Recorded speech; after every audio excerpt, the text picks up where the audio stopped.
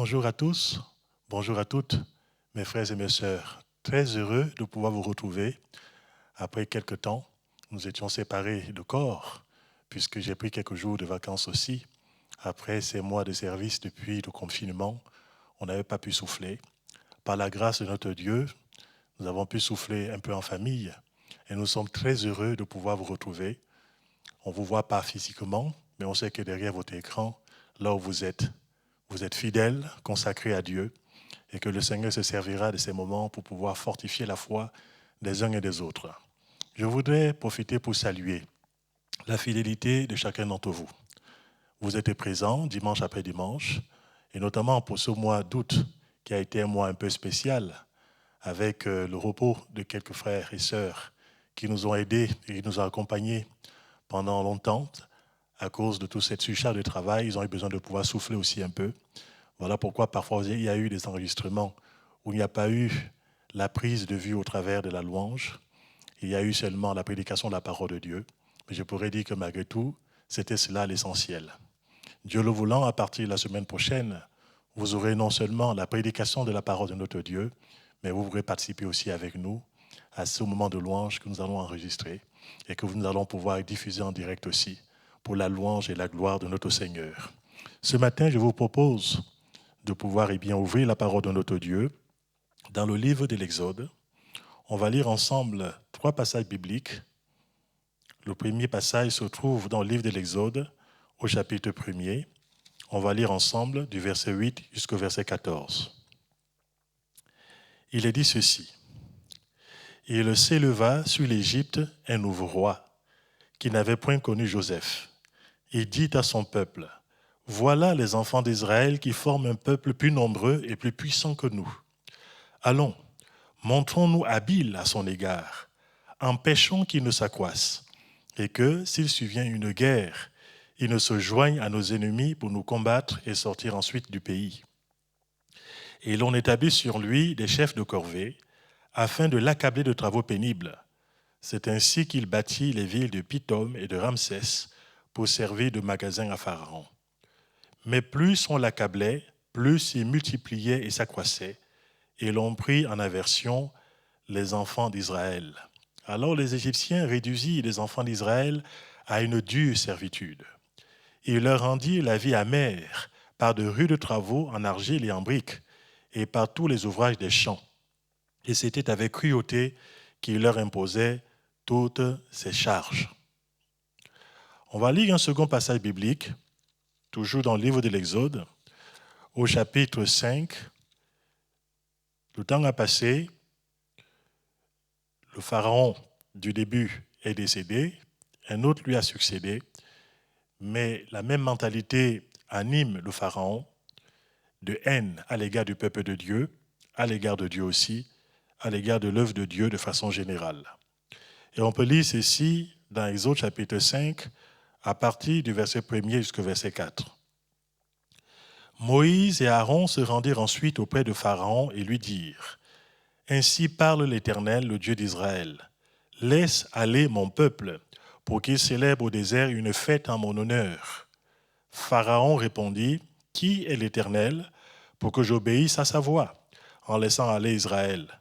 Je ne connais point l'Éternel, et je ne laisserai point aller Israël. » Ils dirent, « Le Dieu des Hébreux nous est apparu.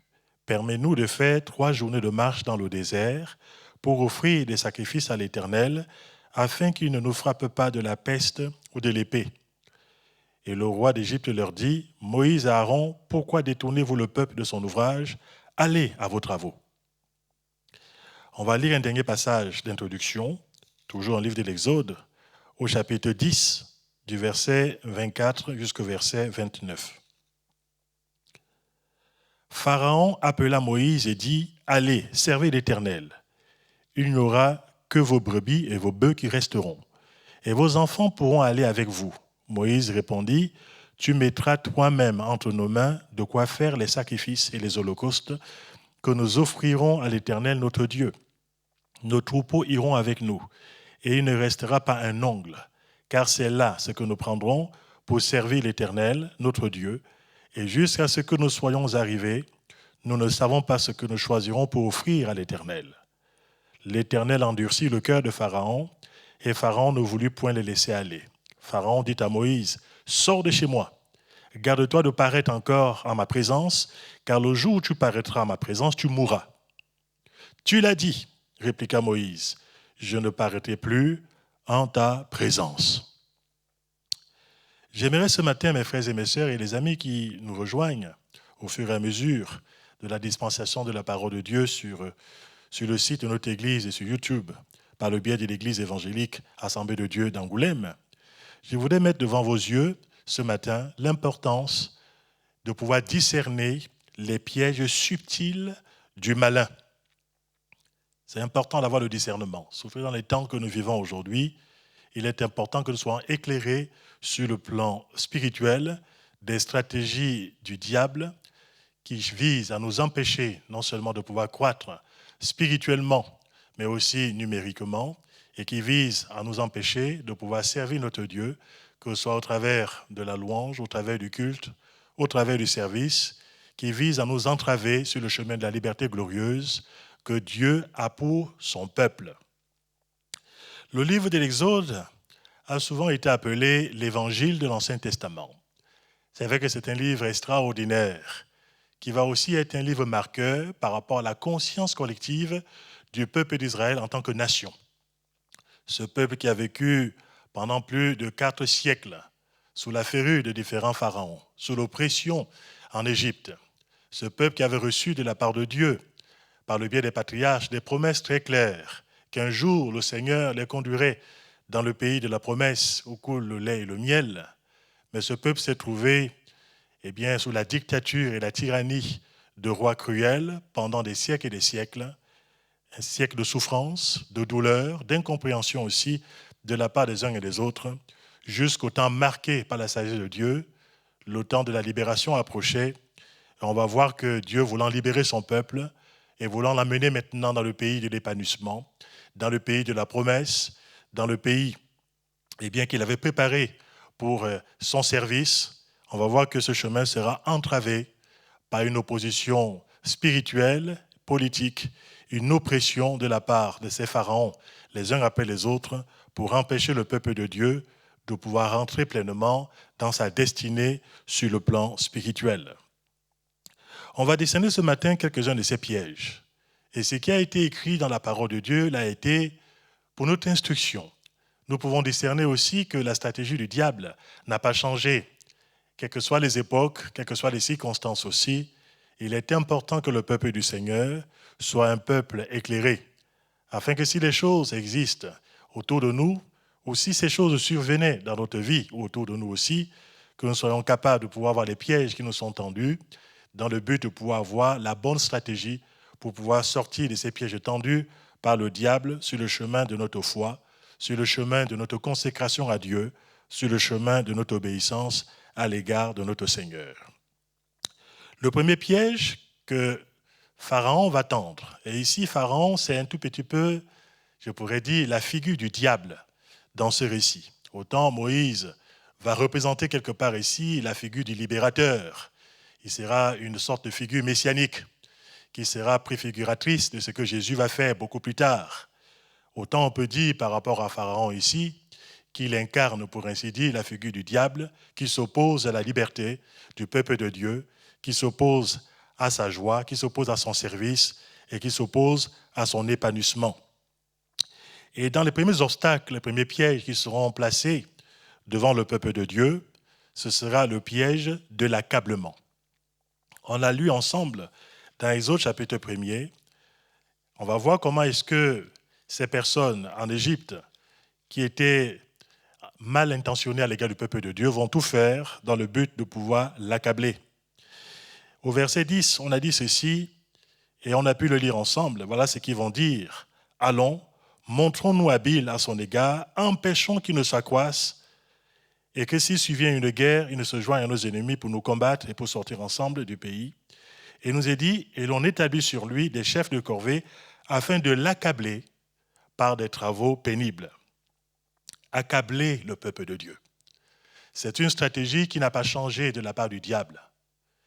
Vous savez, on vit ici-bas sur la terre avec des épisodes qu'on n'a pas toujours choisis, des circonstances parfois qui nous sont imposées, parfois des événements qui sont parfois difficiles à contrôler en ce qui nous concerne.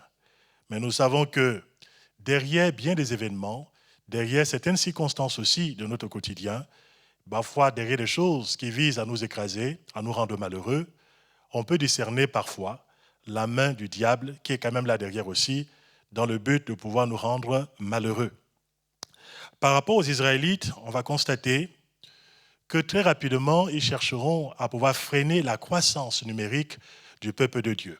Je pourrais vous dire que s'il y a une opposition spirituelle déterminée et farouche pour que l'Église de Dieu ne grandisse pas ici-bas sur la terre, au contraire, pour que l'Église diminue en nombre, pour que les gens ne puissent pas croître sur le plan spirituel, je pourrais dire qu'il y a toute une organisation satanique qui existe dans le but de pouvoir empêcher la croissance spirituelle de l'Église de Dieu. Et c'est important que nous soyons avertis de ces réalités afin de ne pas nous-mêmes tomber dans le piège que le diable nous tend. Il vise à affaiblir les églises, il vise à pouvoir diminuer le peuple de Dieu, il vise à amoindrir aussi la dynamique de la croissance spirituelle dans bien des endroits. Et mes frères et mes sœurs, il est important que nous puissions discerner ces plans. Et parmi ces plans, il y a le piège de l'accablement. Il veut nous occuper à beaucoup de choses. Et parfois en mettant, je pourrais dire, des bâtons en travers de notre route. Parfois en mettant sur notre chemin bien des embûches, bien des pièges. Parfois en cherchant à nous accabler par toutes sortes de préoccupations, toutes sortes de fardeaux, toutes sortes de soucis, toutes sortes de choses parfois qui visent à pouvoir nous rendre vraiment profondément malheureux, à nous rendre aussi des personnes aigries sur le plan intérieur. Remarquez ici qu'il y aura une dégradation des conditions de vie de ce peuple d'Israël. Ils vont chercher à l'accabler, il nous est dit, par des travaux pénibles. Et le diable essaie de nous accabler d'une manière ou d'une autre. Je comprends pourquoi l'apôtre Pierre, dans son épître au chapitre 5, il va parler du fait de se décharger sur le Seigneur de tous nos fardeaux et tous nos soucis. Et quand il en parle, directement, il va parler aussi du diable, notre adversaire. Il va dire qu'il rôde comme un lion dévorant, cherchant qui il va dévorer. Et l'apôtre Pierre de conclure, résistez-lui avec une foi ferme, sachant que les mêmes souffrances sont imposées à nos frères dans le monde entier. D'une manière ou d'une autre, avec des formes qui sont variées, et bien parfois nous sommes accablés par des soucis, nous sommes accablés par des fardeaux. Ces fardeaux peuvent prendre différentes formes. Ça peut être des soucis parfois même de santé, tout simplement, ou parfois à un moment donné dans une église, on peut être avec plusieurs cas de frères et de sœurs qui souffrent, et bien qui sont profondément malades, et ça accable le peuple de Dieu. Et parfois ça peut être des soucis qui sont liés aux incertitudes par rapport au lendemain. Ça peut être des soucis qui sont liés par rapport à notre vie quotidienne. Ça peut être des soucis qui sont liés à notre vie professionnelle. Ça peut être parfois des oppressions qui sont là, qui nous empêchent de pouvoir nous redresser sur le plan spirituel, en tout cas qui viseraient à nous empêcher de pouvoir nous redresser spirituellement et de pouvoir voir la face de notre Dieu dans notre vie de tous les jours. Pharaon ici va imposer de plus en plus des travaux au peuple de Dieu. Il va dégrader les conditions de travail.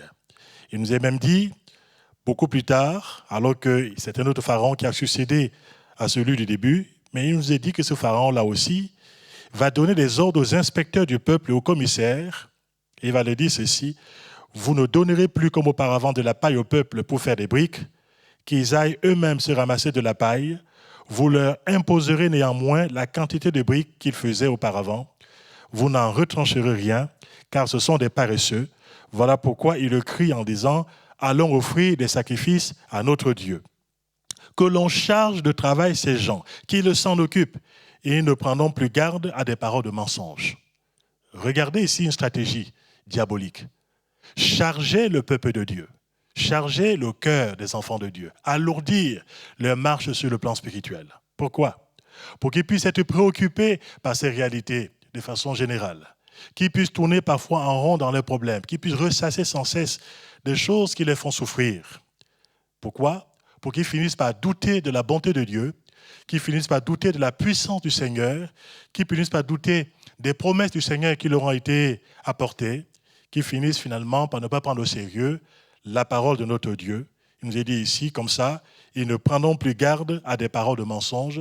Voilà comment est-ce que le diable caractérise les promesses de Dieu, la parole du Seigneur. Et il aimerait que nous puissions finir par croire que ce que Dieu nous a dit ne s'applique pas à nous, que ce que Dieu nous a promis ne s'accomplira pas, et que nous puissions rester sous l'oppression des fardeaux et des souffrances de toutes sortes. Et que nous puissions vivre ainsi une vie spirituelle sous pression, je pourrais dire la tête dans le sable.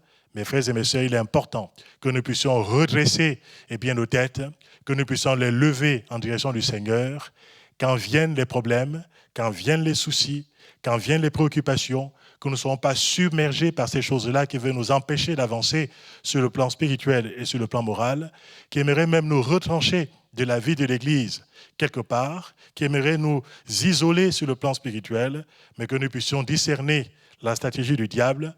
Et comme les enfants d'Israël l'ont fait à cette époque-là, devant cette oppression qui leur était imposée, devant les circonstances qui rendaient leur vie amère, qu'est-ce qu'ils ont fait? Et il nous a dit cela, il nous a dit, ils se sont mis à crier vers Dieu, ils se sont mis à pousser des gémissements par rapport au Seigneur. Cela nous indique pour nous spirituellement l'importance de pouvoir nous décharger sur le Seigneur de tous nos fardeaux, de tous nos soucis, par une vie de prière renouvelée, une vie de prière dynamique qui s'attend à l'intervention de Dieu, qui s'attend à ce que le Seigneur s'occupe de ce qui nous préoccupe, de ce qui veut nous oppresser, de ce qui veut nous rendre malheureux, de ce qui veut nous tirailler de l'intérieur, de ce qui veut nous pousser toujours plus loin du Seigneur. Mes frères et mes sœurs, nous avons, vous et moi, ce canal de la prière de la foi pour pouvoir nous décharger sur le Seigneur. Et Jésus n'a-t-il pas dit à ses disciples, venez à moi, vous tous qui êtes chargés, vous tous qui êtes fatigués, et je vous donnerai du repos. Le diable aimerait nous occuper. Il aimerait que nous soyons toujours en train de travailler, d'être travaillés par nos problèmes, en train de souffrir intérieurement. Et le Seigneur nous propose le vrai repos, la vraie liberté.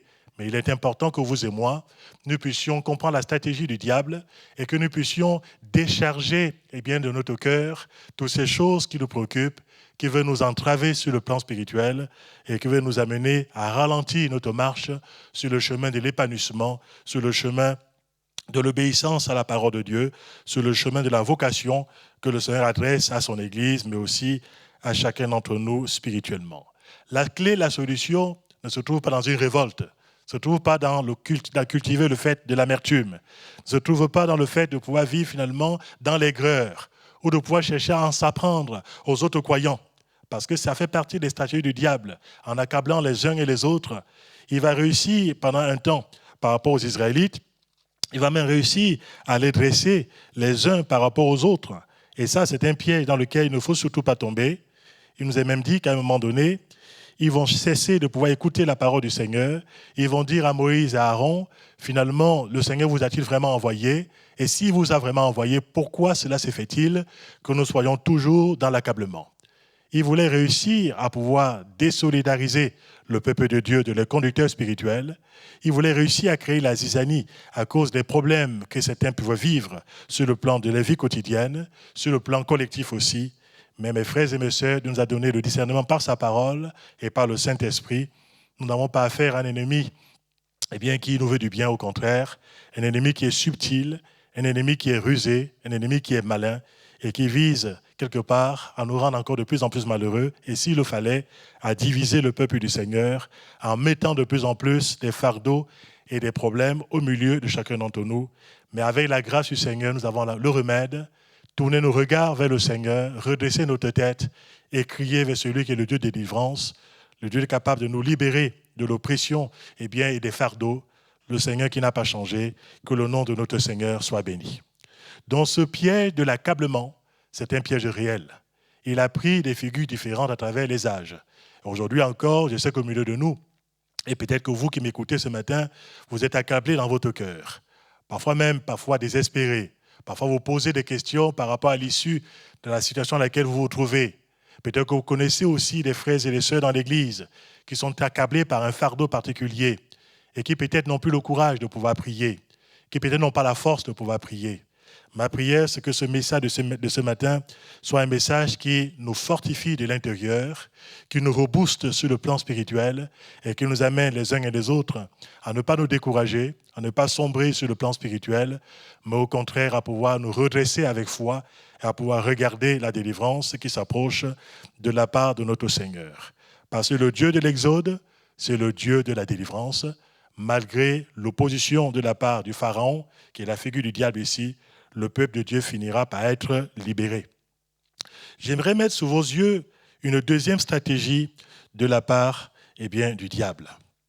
La deuxième stratégie ici, qui sera employée par Pharaon, qui est un suppôt de Satan à cette époque-là, ce sera de pouvoir finalement essayer de les laisser un semblant de liberté, non pas de bon cœur, mais parfois sous l'oppression, cette fois-ci de Dieu, qui va se manifester en jugeant non seulement l'Égypte, mais aussi le Pharaon au travers des différentes plaies. Ce n'est jamais de bonté de cœur qui va vouloir laisser un peu de mou, je pourrais dire au peuple de Dieu, mais ce sera parfois parce qu'il est poussé par une main beaucoup plus puissante, que le Pharaon sera obligé parfois de donner l'impression de faire quelques concessions, mais qui en réalité ne sont que des pièges. La concession que Pharaon pourra faire ici, qui est un piège dans lequel Moïse n'est pas tombé, c'était finalement de pouvoir se dire, vous pouvez avoir un peu de liberté, mais restez quand même toujours sous mon contrôle. Ce second piège, nous le lisons ensemble dans Exode chapitre 8, du verset 21 au verset 24. Pharaon appela Moïse et Aaron et dit, « Allez, offrez des sacrifices à votre Dieu dans le pays. » Je vous fais remarquer qu'au départ, Pharaon a dit, « Qui est l'Éternel pour que je puisse lui obéir ?» Je ne connais pas qui est l'Éternel. On voit donc quelqu'un qui est orgueilleux, quelqu'un qui est entêté, quelqu'un qui s'oppose au dessein de Dieu, qui désire que son peuple soit libre de le servir et qui puisse consacrer 3 journées de marche jusque dans le désert, dans le but, à cet endroit sécurisé, cet endroit qui est séparé, qui puisse lui offrir ainsi un culte et des sacrifices qui lui soient agréables. Mais comme le Pharaon s'est opposé et que Dieu a envoyé quelques plaies, ici il fera une concession en disant « Allez, offrez des sacrifices à votre Dieu dans le pays. » Moïse répondit « Il n'est point convenable de faire ainsi. Car nous offrions à l'Éternel notre Dieu des sacrifices qui sont en abomination aux Égyptiens. » Verset 23, « Nous ferons 3 journées de marche dans le désert et nous offrirons des sacrifices à l'Éternel notre Dieu, selon ce qu'il nous dira. » Pharaon dit, « Je vous laisserai aller pour offrir à l'Éternel votre Dieu des sacrifices dans le désert. Seulement, vous ne vous éloignerez pas en y allant. » Voilà la stratégie. Je vous laisse un peu de liberté, mais vous restez sous mon contrôle. Je vous laisse un peu de liberté, mais vous restez sous ma dépendance. Vous restez à portée de vue. Vous restez des personnes que je pourrais continuer à contrôler. Votre culte, quelque part, sera contrôlé. Votre vie spirituelle sera réglementée, non pas par Dieu et par sa parole, mais par la loi et par la volonté du Pharaon. Dans ce piège-là, Moïse a discerné une œuvre satanique. Moïse a refusé de pouvoir tomber devant cet obstacle. C'est important, mes frères et mes sœurs, de voir qu'il est important pour nous, si nous voulons servir le Dieu vivant et vrai, que nous puissions radicalement nous séparer de cœur de la mentalité, des lois et des préceptes de Pharaon, le Dieu de ce siècle. Se séparer de la mentalité environnante. C'est ce que Moïse avait bien compris. C'est ce que Dieu voulait pour son peuple, qu'il fasse 3 journées de marche dans le désert. Un endroit où ils sont séparés de la mentalité de l'Égypte. Ils sont séparés du contrôle des Égyptiens dans le but de pouvoir se consacrer à Dieu librement et de pouvoir lui apporter le culte et le service qui lui est pleinement agréable. Pharaon voulait le compromis sur le plan spirituel, le compromis sur le plan moral. Pharaon s'opposait à la sanctification du peuple de Dieu. Il s'opposait à la séparation. Il s'opposait à la consécration plénière du peuple de Dieu, à sa consécration par rapport au Seigneur. Pharaon voulait que le peuple de Dieu ne puisse pas honorer le Seigneur dans les règles voulues par le Seigneur lui-même. Voilà pourquoi, mes frères et mes sœurs, étant conscients par rapport à ces pièges, nous sommes appelés dans notre cœur à faire une vraie séparation entre les ténèbres et la lumière. On ne peut pas à la fois servir Dieu et le diable. On ne peut pas servir Jésus-Christ et l'esprit de ce monde. Ils sont diamétralement opposés. Il est important que vous et moi, nous puissions choisir au quotidien qui nous servons et à quel camp nous voulons appartenir. Au camp de Dieu ou au camp du diable. Au camp de l'Église ou alors au camp de ce monde qui est sans Dieu. Il est important que la séparation soit nette dans nos paroles, dans notre attitude, dans notre comportement, dans nos prises de position aussi, et que nous ne soyons pas contrôlés par la mentalité du siècle présent, qui est une mentalité en réalité antichrist. Mais il est important que nous soyons mus par l'amour du Seigneur, par le désir de lui être agréable, et que la séparation soit très claire dans notre cœur entre ce qui ressort de Dieu et ce qui ressort du diable, entre la lumière et les ténèbres, entre le temple de Dieu et le temple des idoles, entre la maison du Seigneur et la maison de servitude. Il n'y a pas de compromis possible. Il est important que vous et moi, comme Moïse, nous puissions avoir ce discernement sur le plan spirituel. La solution pour chacun d'entre nous, c'est de repousser les limites que le diable et l'esprit de ce monde veulent nous imposer. Repousser les limites que le monde veut nous octroyer. Bien souvent, on est critiqué parce qu'on aime le Seigneur. Bien souvent, on est calomnié parce qu'on va à l'église. Bien souvent, on est ridiculisé dans sa propre famille parce qu'on se consacre par rapport à Dieu. Bien souvent, les gens aimeraient nous ralentir sur le plan spirituel. Ils aimeraient que nous puissions avoir un cœur divisé. Un cœur qui serve à la fois la mentalité du siècle présent et finalement l'esprit du royaume. Mes frères et mes sœurs, il est important de voir que Dieu attend de nous que nous puissions être tout entier tournés vers lui et que nous puissions nous consacrer à lui et que nous puissions nous séparer de ce qui est impur, que nous puissions nous séparer de ce qui veut nous garder liés au diable, ce qui veut nous rester attachés par rapport à la mentalité du siècle présent et que vous et moi, nous puissions faire des limites.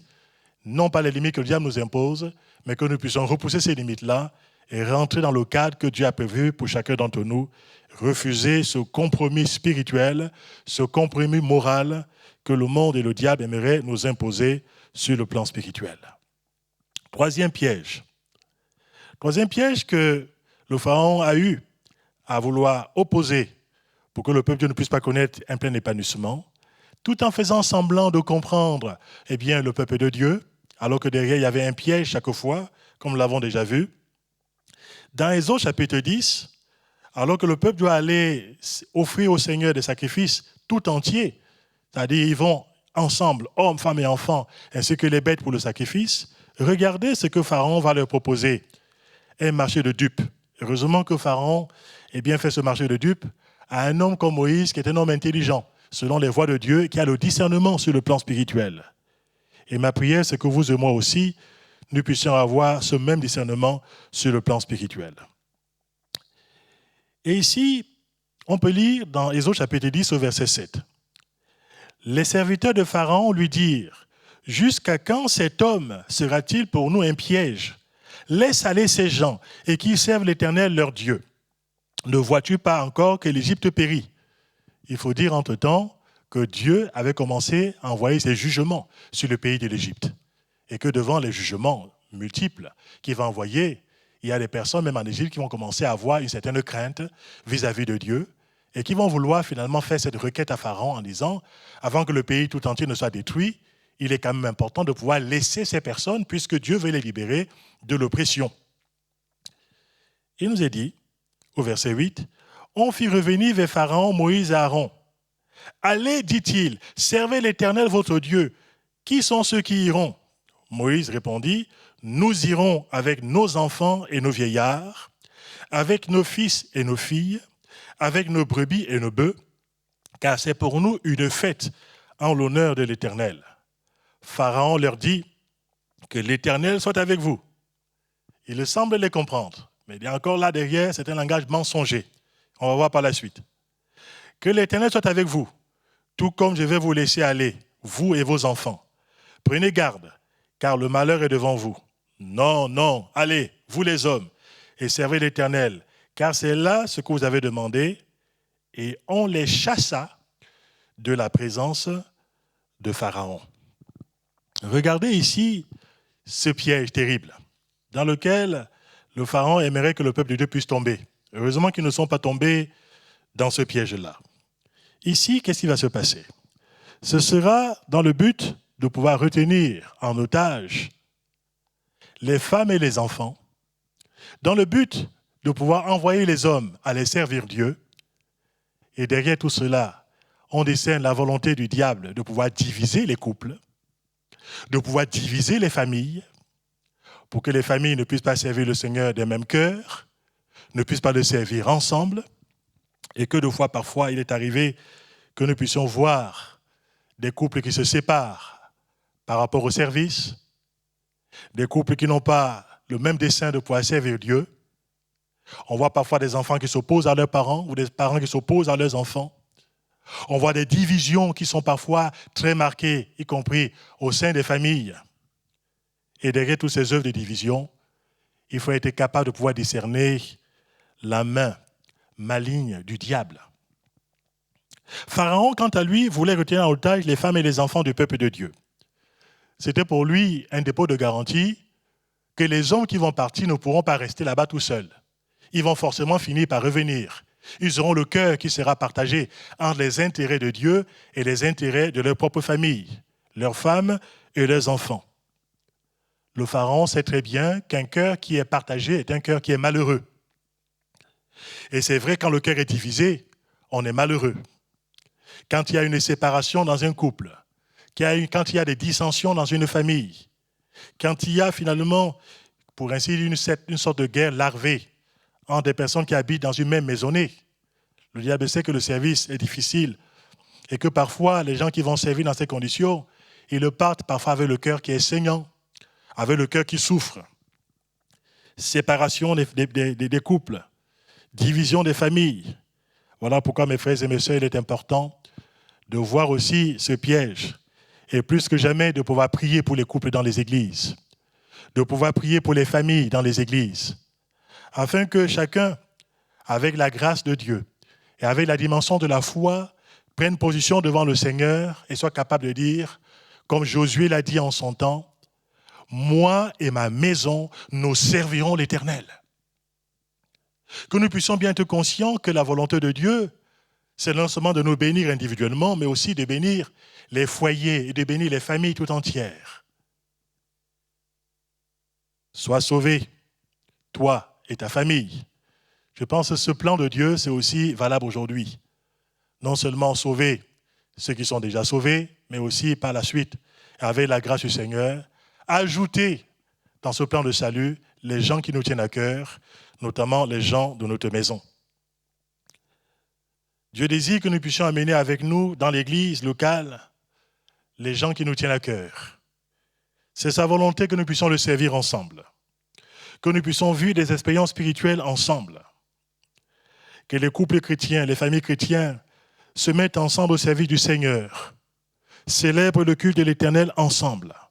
Voilà pourquoi c'est important pour nous, personnellement, mais aussi en tant qu'église locale, de pouvoir veiller sur la bonne santé spirituelle de notre conjoint ou de notre conjointe, la bonne santé spirituelle de nos enfants, que nous ne sommes pas appelés à abandonner à la merci du Pharaon, de sa mentalité, de ses idoles, mais au contraire, que nous puissions prendre position pour les nôtres, prendre position pour son foyer, prendre position pour son église locale, en disant, Seigneur, il n'y aura pas de séparation générationnelle, il n'y aura pas de séparation entre hommes et femmes dans ta maison, il n'y aura pas de séparation de toutes sortes dans ta maison, mais c'est l'Église tout ensemble qui se lèvera comme un seul homme dans le but de te servir et qui refusera les divisions que le diable aimerait bien sûr lui imposer, qui va refuser la compartimentation, qui va refuser qu'il puisse y avoir des tensions inutiles, les tensions dans le cœur, mais aussi les tensions sur le plan pratique. Nous prions le Seigneur qu'il en soit ainsi, dans cette dimension de prise de conscience de cette réalité, et que nous puissions dire au Seigneur, nous te servirons, non seulement nous, mais aussi les gens de notre maison. Nous ferons tous les moyens possibles pour qu'il en soit ainsi. Nous prierons pour eux. Nous serons des exemples aussi, si nous sommes seuls à être convertis dans la famille. Mais en tout cas, la vision, elle est celle-là, c'est que non seulement moi personnellement, mais aussi ceux qui m'entourent, que nous puissions chercher à honorer le Seigneur ensemble, que nous puissions être sauvés ensemble, pour qu'un jour aussi nous puissions rentrer, non pas uniquement provisoirement dans le pays de la promesse, mais beaucoup plus que cela, que nous puissions rentrer un jour ensemble dans le ciel de gloire que Dieu a prévu pour ceux qui lui appartiennent et qui le servent avec un cœur sincère. J'aimerais voir avec vous un dernier piège qui est tendu par le diable. Cette fois-ci, c'est toujours dans la subtilité que le Pharaon va le faire. Et chaque fois, Moïse va prendre une position qui sera très claire et sans aucune ambiguïté. Regardez ce dernier piège qu'on va lire ensemble, dans Exode chapitre 10, à partir du verset 24. Là encore, il est forcé d'en arriver à une sorte de compromis, et Moïse refuse de rentrer dans ce compromis. Pharaon appela Moïse et dit, « Allez, servez l'Éternel. Il n'y aura que vos brebis et vos bœufs qui resteront, et vos enfants pourront aller avec vous. » Moïse répondit, « Tu mettras toi-même entre nos mains de quoi faire les sacrifices et les holocaustes que nous offrirons à l'Éternel notre Dieu. Nos troupeaux iront avec nous, et il ne restera pas un ongle, car c'est là ce que nous prendrons pour servir l'Éternel, notre Dieu, et jusqu'à ce que nous soyons arrivés, nous ne savons pas ce que nous choisirons pour offrir à l'Éternel. » Remarquez ici ce piège subtil. On pourrait se dire, mais après tout, Moïse est très exigeant. Qu'est-ce que cela peut faire de pouvoir laisser de côté les bœufs, les brebis, et d'aller malgré tout, 3 jours après, dans le désert pour servir l'Éternel. Juste que c'était un piège qui était tendu par rapport à Moïse et par rapport aux Israélites. Il savait que la façon d'honorer Dieu en ce temps-là, c'était d'avoir avec soi aussi, non seulement l'ensemble du peuple, les femmes et les enfants avec les hommes, mais aussi les brebis et les bœufs, dans le but de pouvoir offrir à l'Éternel dans le désert des sacrifices sanglants. C'était le plan de Dieu, c'était l'indication du Seigneur. Mais cela reste toujours valable aujourd'hui encore, parce que sans le sacrifice, il est impossible de pouvoir avoir la paix avec Dieu. Il est impossible de pouvoir être réconcilié avec Dieu sans la notion du sacrifice. Et le diable le sait. Et ici, il y aura ce piège. Vous pouvez servir Dieu, mais sans sacrifice sanglant. Et Moïse discerne la stratégie du diable. Il voit que derrière cela, c'est carrément tout le culte de l'Éternel qui est remis en question. C'est vrai qu'il y a aujourd'hui dans le monde plein de religions où l'on conteste le sacrifice parfait de Jésus-Christ. Il y a plein de religions où finalement on estime que la croix n'était pas nécessaire. Il y a même des religions où on pense que ça a été une usurpation, où on pense que quelque part ça a été un échec. Mais je pourrais vous dire que ce qui est manifesté à la croix du Calvaire, des siècles beaucoup plus tard, par la mort de notre Seigneur Jésus-Christ, l'agneau de Dieu qui est le péché du monde, qui est préfiguré dans l'Ancien Testament par tous ces animaux purs qui devaient être offerts à Dieu en sacrifice, non seulement pour pouvoir expier le péché du peuple, mais aussi en sacrifice de communion par rapport à Dieu. La Bible nous déclare que sans effusion de sang, il est impossible que nos péchés soient pardonnés. Et le diable le savait aussi. Et ici, dans cette scène, qu'on pourrait dire finalement assez anodine, il y a là une stratégie diabolique dans le but de pouvoir contester le message de la croix, le message du sacrifice sanglant de Jésus-Christ, de pouvoir renverser le culte véritable qui est agréable à notre Dieu, de pouvoir s'opposer au dessein du Seigneur, et bien dans cette génération-là, mais aussi un signe de s'opposer au plan de Dieu, et bien à travers les générations aussi, notamment la valeur du sacrifice. Vous pouvez servir Dieu, mais sans sacrifice sanglant. C'est la religion de Caïn. Caïn a mis en avant ses propres œuvres. Il a mis en avant ses propres réalisations. Mais il n'a pas offert à Dieu un sacrifice sanglant. Et Dieu a refusé le sacrifice de Caïn. Moïse le sait. Il est averti par rapport à ces réalités. Mais par contre, Dieu a posé un regard favorable sur le sacrifice d'Abel, qui lui offrait le sacrifice de ses agneaux, de ses premières bêtes pures par rapport au Seigneur. Parce que derrière cette dimension, il y avait la dimension de la foi. La foi dans la parole de Dieu. la foi dans les lois spirituelles de Dieu, la foi dans le plan du Seigneur par rapport à la rédemption par le sang. Dans le livre de l'Exode ici, qui est le livre de la rédemption aussi de ce peuple en particulier, il y a ce fil rouge, le fil rouge de la rédemption par le sang. Et ici, Moïse ne tombe pas dans ce piège qui est là. Oui, mes frères et mes sœurs, la prédication de la croix paraîtra toujours une folie pour les gens qui périssent. Ça paraîtra toujours comme étant quelque chose de dépassé. Les gens aimeraient que nous puissions leur présenter un évangile sans le Christ crucifié. Les gens aimeraient que nous puissions leur parler d'un évangile sans parler du sang expiatoire qui a été répandu sur le bois de la croix pour la rémission de nos péchés. Les gens aimeraient avoir une relation avec Dieu, mais sans passer par le seul chemin que le Seigneur leur a demandé, c'est-à-dire le chemin de Jésus-Christ, le chemin de la mort du Seigneur, de sa mort expiatoire, de sa mort substitutive, de sa mort rédemptrice sur le bois de la croix, mais aussi suivi par la suite de sa résurrection triomphante. Le diable le sait. Et Moïse l'avait discerné. Et Moïse refuse de pouvoir laisser de côté les bêtes qui doivent servir par la suite à honorer le Seigneur, à lui apporter un sacrifice qui lui est pleinement agréable, un sacrifice sanglant. Mais ces choses n'étaient que l'ombre des choses à venir. Le sacrifice parfait a été accompli une fois pour toutes par la personne de notre Seigneur Jésus-Christ, qui a offert sur le bois de la croix un sacrifice parfait, un sacrifice complet, un sacrifice définitif.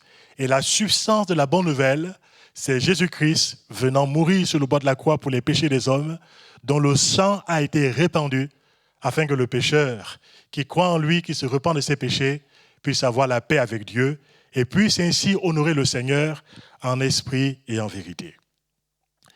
Derrière ce marché de dupes que le Pharaon va proposer à Moïse, il y avait aussi le désir de pouvoir anéantir la notion même du sacrifice de façon générale dans l'œuvre de Dieu. Je pourrais vous dire qu'au-delà de ce que je viens de vous dire ici, par rapport au sacrifice parfait que Jésus a apporté, pour que l'œuvre du Seigneur puisse avancer, il est important que nous puissions comprendre que désormais, vous et moi, la première chose que Dieu attend de nous, Romains chapitre 12, du verset 1er au verset 3, c'est que nous puissions offrir à Dieu, comme un sacrifice vivant, agréable à Dieu, nos corps. Offrir notre vie tout entière au Seigneur comme un sacrifice que Dieu agrée. Cela signifie mettre sa vie à la disposition du Seigneur et la livrer à Dieu. Consacrer à Dieu non seulement les capacités qu'il nous a déjà données pour pouvoir le servir, capacités que Dieu nous a données par pure grâce. Consacrer à Dieu nos facultés physiques aussi. Si Dieu nous accorde la santé, c'est pour que nous puissions le servir avec plus de force. Consacrer à Dieu notre intelligence, celle qu'il nous a déjà donnée. Consacrer à Dieu nos mains pour le servir dans l'œuvre de Dieu. Consacrer à Dieu nos pieds pour nous diriger dans la maison du Seigneur, dans les lieux de témoignage, à la gloire de notre Dieu. Lui consacrer notre cœur pour continuer à avoir la vision du Seigneur, la vision spirituelle de Dieu. Avoir compassion quand le Seigneur a compassion. Lui consacrer notre bouche pour pouvoir témoigner, mais aussi lui apporter la louange et les actions de grâce.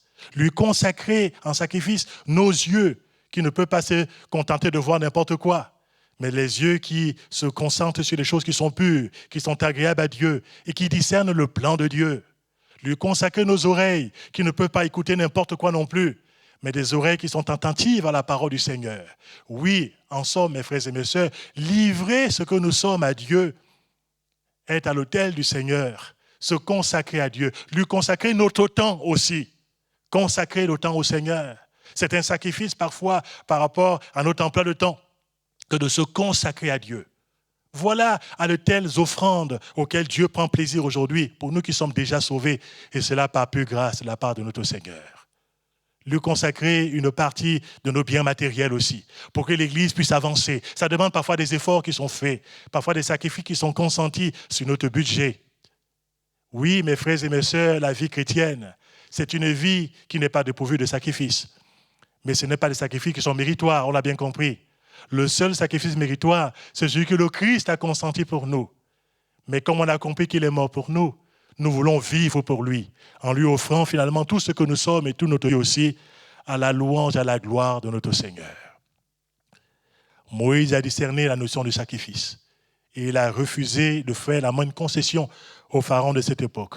Mes frères et mes sœurs, aujourd'hui aussi, dans cette génération qui rejette Dieu, discernons le sens du sacrifice de Christ et discernons aussi, de façon, je pourrais dire secondaire, mais importante aussi aux yeux de Dieu, l'importance aussi de pouvoir livrer nos vies en libation par rapport au Seigneur, nos vies en sacrifice pour l'œuvre de Dieu, et offrons ainsi au Seigneur un culte qui lui est agréable, avec piété, avec foi, avec amour, quelles que soient les pressions du diable, quel que soit le contexte oppressant dans lequel on peut vivre aussi, quels que soient les stratagèmes de l'ennemi, quelles que soient ses suggestions, restons focalisés sur le but. Nous savons en qui nous avons cru.